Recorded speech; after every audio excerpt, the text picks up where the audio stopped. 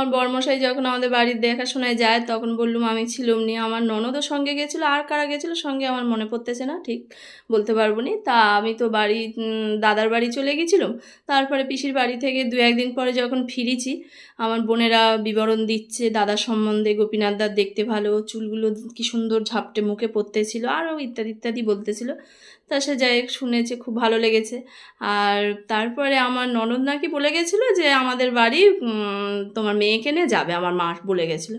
তা আমার মার সঙ্গে আমি আর কে গেলাম, বাবা গেছিলো না দাদু গেছিলো জানি না, দাদু না বাবা হয়তো গেছিলো আমার ননদের বাড়ি একদিন। তার কদিন পরে শাড়ি পরে চলে গেছিলাম, শাড়ি পরে আবার গেছিলাম। তার ননদের বাড়ি গিয়ে দেখি বাবু আমি গেছি দেখতে, উনি আর ছিল নি। তাই এই এখন মানে লুকোচুরি চলতেছে দুজনের, কিন্তু কেউ কারো দেখিনি।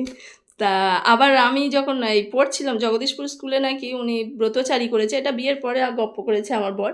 তা ব্রতচারী হয়েছিল, সবাই নাম দিয়েছিল শিখবে বলে, কিন্তু আমার মা জিজ্ঞেস করেছিল, মা বলে করতে হবে না।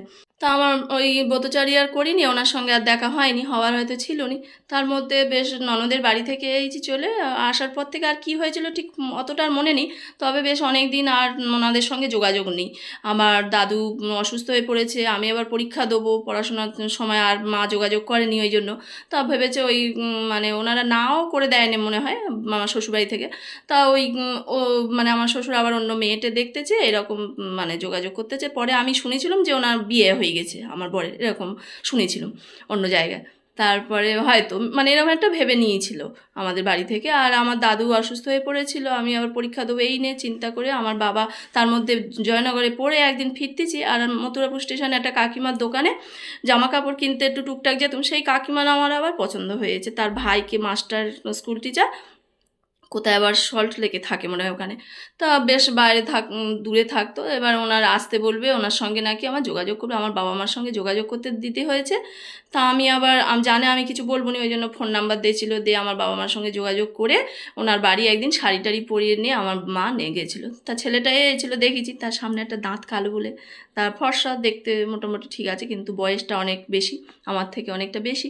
তার আমি তো রেগে গেছি, গিয়ে আমি একদম বলি বাবা তুমি, আমার মার ওপর খুব রেগে গেছি। আমার বাবাও মার সঙ্গে একটু ঝগড়া করে নিল, আমার মেয়ে যা বলবে হ্যাঁ সেখানে হ্যাঁ, না বললে না। আমার বাবা সবসময় আমার মানে সাপোর্টে ছিল আর কি।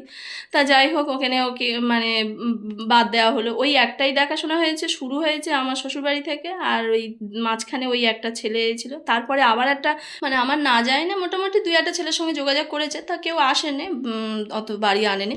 তাই আবার প্রাইমারি টিচার একজনকে বাড়ি এসেছিলো দেখলাম, কচি পেনা একটা ছেলে মনে হয়, আমি দেখিনি।